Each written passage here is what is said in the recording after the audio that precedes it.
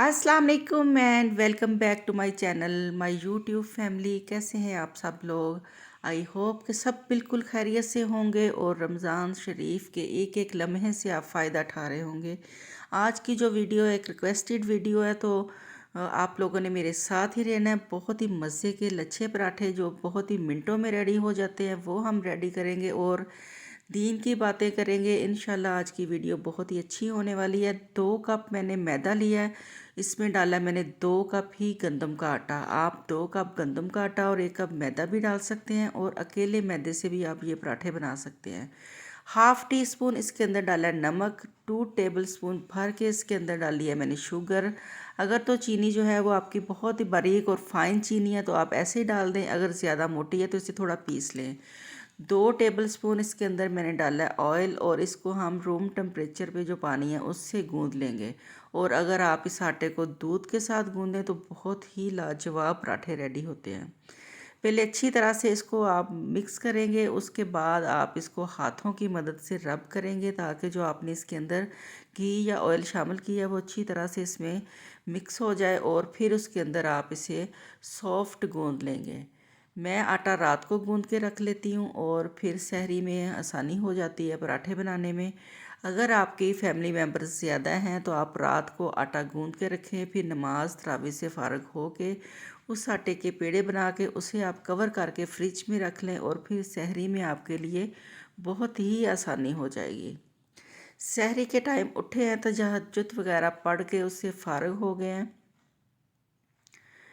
इस तरह से मैंने हाफ़ आटा लेके इसको बहुत ही पतला बेल लिया है। अब इसके मैं दरमियान से कट करके साइडों से फिर 3-3 पीस जो है वो कट कर लूँगी। उसके बाद फिर इसके अंदर से एक एक दफ़ा और मैं इसको कट करूँगी ताकि इसकी पतली पतली स्ट्रिप्स जो हैं वो रेडी हो जाएं। 2 तरह से आप इस पराठे को बेल सकते हैं। स्ट्रिप्स काट के इसके ऊपर हम लगाएंगे घी और थोड़ा सा आटा इसके ऊपर स्प्रिंकल कर देंगे। मुझसे थोड़ी सी मिस्टेक हो गई है, मैंने घी बाद में लगाया। आपने पहले इसके ऊपर घी लगा के फिर आपने इसको कट करना है। आटे का पेड़ा जो है वो इसकी फ़ोल्डिंग 2 तरह से मैं आपको बताऊंगी, लेकिन एक तरह की फ़ोल्डिंग है तो आसान, पराठे उससे भी अच्छे बनते हैं, लेकिन जो सेकंड इसकी फ़ोल्डिंग है उससे ज़्यादा अच्छे पराठे बनते हैं। इसके अंदर आप घी लगाएं, मक्खन लगाएं या देसी घी लगाएं, जो आपको पसंद है वो आप लगा लें ब्रश की मदद से। और जो आप ड्राई आटा है इसके ऊपर स्प्रिंकल करेंगे उसका फ़ायदा ये होगा कि आपके जो पराठे हैं वो फूले फूले बनेंगे, इनकी लेयर्स खुलेंगी अंदर से। इस तरह से आपने एक स्ट्रिप्स को पकड़ के इसको इस तरह से फ़ोल्ड कर लेना है और फिर इसे उठा के आपने दूसरी स्ट्रिप्स के ऊपर रख देना और फिर इसको भी आपने फ़ोल्ड कर लेना है। ये बहुत ही सिंपल तरीका है, इससे आपके जो पराठे हैं इसका पेड़ा 1 सेकंड में रेडी हो जाता है। टाइम जो है वो उसकी बचत होती है। सीधा रखेंगे आप इसे और हाथ की मदद से इसको दबा के पेड़े की शेप दे लेंगे और इसको आप ढाँप के रख लेंगे 10 मिनट के लिए। जो दूसरा तरीका है वो भी बहुत ही आसान है। उसे आपने स्ट्रिप को ऐसे ही पकड़ के फ़ोल्ड करना है, लेकिन आपने इसको सीधा फ़ोल्ड नहीं करना। इसको आपने थोड़ा सा तिरछा फ़ोल्ड करते जाना है। जिस तरह से कोन बनती है ना, इस तरह से आपने इसको बनाना है। थोड़ा थोड़ा आप इसको तिरछा करते जाएं और इसको आप फ़ोल्ड करते जाएं। इस तरह से कम वक्त में आप बहुत ज़्यादा पेड़े बना लेंगे और आपका जो टाइम है वो भी बच जाएगा। कोई भी काम घर का, किचन का करते हुए दुरूद शरीफ पढ़ते रहें, अस्तगफिरुल्लाह पढ़ते रहें, सुबहान अल्लाह, अल्लाहु अकबर, जो भी आप आसानी से पढ़ सकते हैं वो पढ़ते रहें। आपका जो काम है वो भी इबादत में शुमार होगा और इसमें बरकत भी बहुत ज़्यादा होगी। और जो खाना आप दुरूद शरीफ पढ़ते हुए, अल्लाह का ज़िक्र करते हुए पकाएंगे, यकीन करें अगर आपके घर वाले वो खाना खाएंगे उसके टेस्ट में भी फ़र्क होगा, उसमें बरकत भी होगी और वो खाना खा के आपकी औलाद जो बहुत ही इंशाल्लाह नेक भी होगी। इस तरह से फिर आपने इसको दबा के इसको सेट कर लेना है। ये देखिए 3 पेड़े जो हैं इस तरह से मैंने रोल करके रख लिए हैं। 2 पेड़े इस तरह से मैंने शेप दे ली हैं। अब मैं इनको भी उठा के सीधा करके इनको भी शेप दे दूँगी और फिर मैंने सारे जो पेड़े बनाए थे उनको छोटा छोटा बेल के रख लिया है, ताकि जब मैं पराठे बनाने शुरू करूं तो फिर आराम से इसको हल्के हाथ से बेलूं।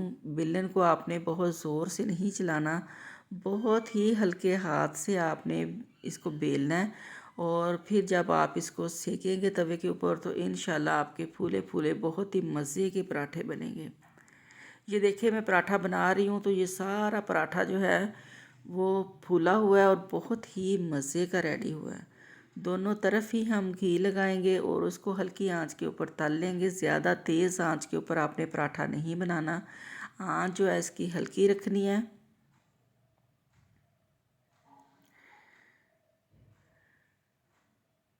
तकरीबन 12:15 का टाइम हो गया है तो मैं अब दोरा कुरान से वापस आ रही थी तो बाहर घर के हमारे देखे माशाल्लाह से कितने खूबसूरत फूल लगे हुए हैं। तो मेरा भी दिल किया कि मैं अपनी यूट्यूब फैमिली के साथ शेयर करूं। काफ़ी देर खड़े होके मैं इन फूलों को देखती रही। जो भी चीज़ें अल्लाह ताला ने बनाई हैं उनको देखना, उसके ऊपर गौर व फिक्र करना और उसमें अल्लाह ताला की कारीगरी को तलाश करना कि देखिए हमारे रब ने कितनी रहमत की हमारे ऊपर। और देखें शहद की मक्खियाँ फूलों के ऊपर आके कितनी मेहनत कर रही हैं, ये सिर्फ हमारे लिए ही शहद बना रही हैं। ये भी अल्लाह ताला की एक ख़ास रहमत है हमारे ऊपर। जब आप अपने साइड की हर चीज़ को गौर से देखेंगे, उसको उसके अंदर अल्लाह ताला की जो है वो कारीगरी को तलाश करेंगे तो हमें बहुत कुछ मिलेगा। इवन कि आप इन फूलों के पत्तों को ही देख लें, इन फूलों की पंखुड़ियों को आप देख लें, हर चीज़ में आपको अल्लाह ताला की कुदरत नज़र आएगी। और अल्लाह ताला के जो बनाई हुई चीज़ें हैं इनके ऊपर गौर व फिक्र करना भी एक इबादत है। तो अपने साइडों पे हर तरफ आप अल्लाह ताला की बनाई हुई हर चीज़ के ऊपर गौर व फिक्र किया करें और उसे देख के सुबहान अल्लाह ज़रूर पढ़ा करें और अल्लाह ताला का शुक्र भी अदा किया करें कि अल्लाह ताला ने इतनी खूबसूरत चीज़ें बनाई हैं जिसे देख के हमारी आँखों को ठंडक मिलती है, हमारे दिल को भी सुकून मिलता है माशाल्लाह से। सिर्फ़ गुलाब के फूल ही देख लें कि हर फूल का कलर कितना खूबसूरत है और कितना माशाल्लाह से प्यारा है। अल्लाह ताला ने कितनी खूबसूरत नेमतें दी हैं हमें, कितनी अल्लाह की रहमत है।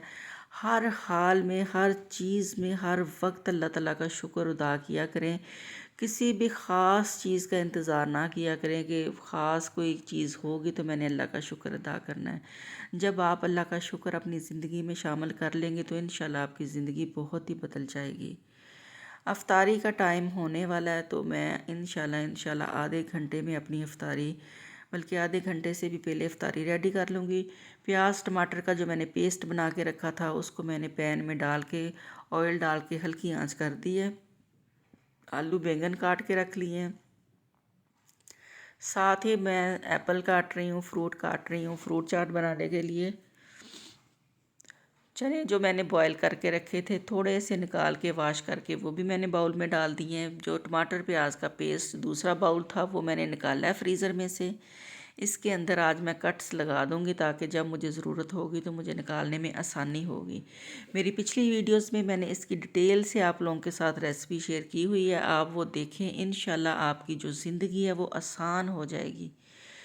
मियाँ साहब अफ्तारी के थोड़ी सी अफ्तारी करते हैं, नमाज के बाद खाना खाते हैं, इसलिए मैं फिर अफ्तारी में सालन बनाती हूँ। अगर आप लोगों की फैमिली में अफ्तारी में खाना नहीं खाया जाता तो आप सहरी में भी जब आप पराठे रेडी कर रहे होंगे साथ ही आप 10-15 मिनट में अपना सालन रेडी कर सकते हैं।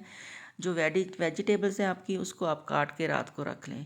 इसके अंदर डालेंगे हम चाट मसाला जो हमने घर में रेडी किया था। बहुत ही मज़े का ये चाट मसाला है। इसकी रेसिपी भी बड़ी डिटेल से मैंने आप लोगों के साथ शेयर की है। अगर आप लोगों ने देखनी है तो आप मेरी पुरानी वीडियोस देख सकते हैं।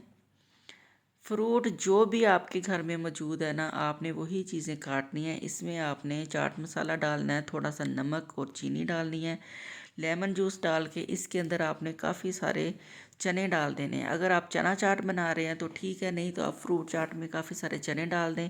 एक तो उसमें बरकत हो जाएगी, आपकी क्वांटिटी भी बढ़ जाएगी। दूसरा ये है कि चने खा साथ हम खाएंगे, उससे हमारा पेट भी भर जाएगा और चने के तो फ़ायदों से आप अच्छी तरह से वाकिफ़ हैं। इतनी देर में हमारा जो पेस्ट था वो भुन गया था। इसके अंदर भी मैंने नमक, लाल मिर्च, हल्दी डाल के इसका मसाला जो है रेडी कर लिया है।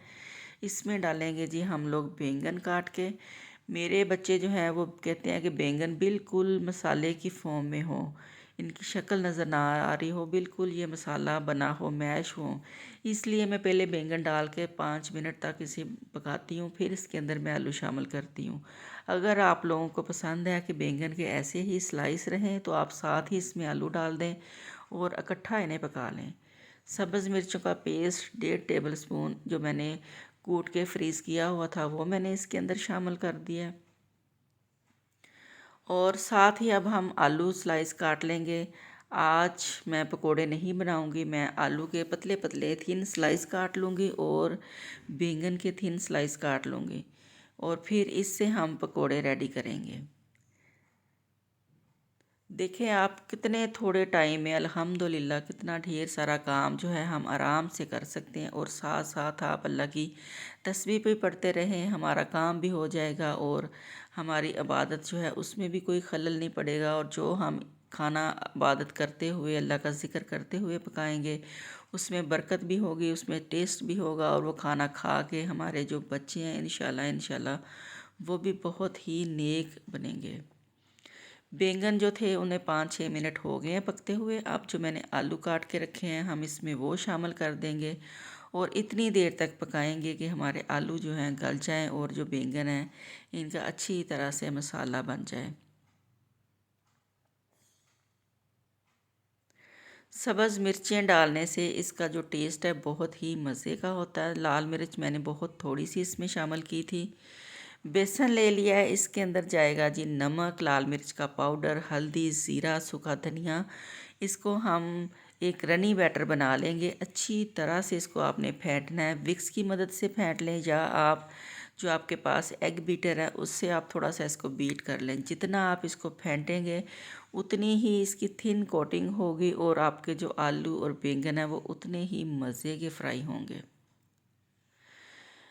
मस्टर्ड ऑयल डाल दिया था मैंने, सरसों का तेल, और इसके अंदर हम कर रहे हैं जी छोटी समोसियाँ फ्राई। आयशा को आलू वाली समोसियाँ बहुत ही पसंद हैं और इसको अफ्तारी में ये ज़्यादा पसंद है। पूरा साल मुझे बड़ी दफ़ा ये पूछती है कि मम्मा रोज़े कब शुरू होने हैं।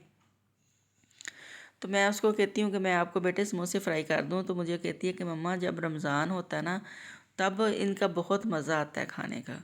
मतलब ये कि आम दिनों में खाने का उतना मज़ा नहीं आता जितना रमज़ान में आता है ना। बच्चे भी इन चीज़ों को फ़ील करते हैं, रमज़ान की बरकत को, रमज़ान की रहमत को। हम बड़े ही फ़ील नहीं करते, बच्चे भी अपनी एज के हिसाब से रमज़ान की रहमतें बरकतें जो हैं वो फ़ील करते हैं। समोसियाँ फ्राई करके मैंने निकाल ली थी। अब लिए हैं जी मैंने बैंगन, इसके ऊपर देखें कितना मैंने हल्का हल्का बैटर लगाया है। और फ्रूट चाट जो थी हमारी रेडी हो गई थी। इसके अंदर जो मैंने गुलाब का शरबत बनाया था वो मैंने इसमें शामिल कर दिया है। इससे इसका टेस्ट जो है बहुत ही मज़े का हो जाता है। आप भी अपने घर के बाहर अगर गुलाब लगे हैं या आपके जानने वालों में कहीं से भी आपको देसी गुलाब अवेलेबल हैं तो आप उससे इसका शरबत रेडी कर सकते हैं। मैंने आपके साथ इसकी रेसिपी शेयर की थी। आप भी हेल्दी चीज़ें घर में बनाएं और अपने बच्चों को बना के दें। इतना सुकून और इतना मज़ा आता है जब आप हर चीज़ रेडी करके अपनी फैमिली को घर में देते हैं। जो आलू थे उनके ऊपर भी पतला पतला बैटर लगा लिया था तो उसको भी हमने कर लिया फ्राई। तो अफ्तारी का टाइम हो रहा है। अब इस अफ्तारी में तकरीबन 25-26 मिनट रह गए हैं। अब हम बैठ के अल्लाह का ज़िक्र करेंगे और रोज़ा अफ्तार करेंगे।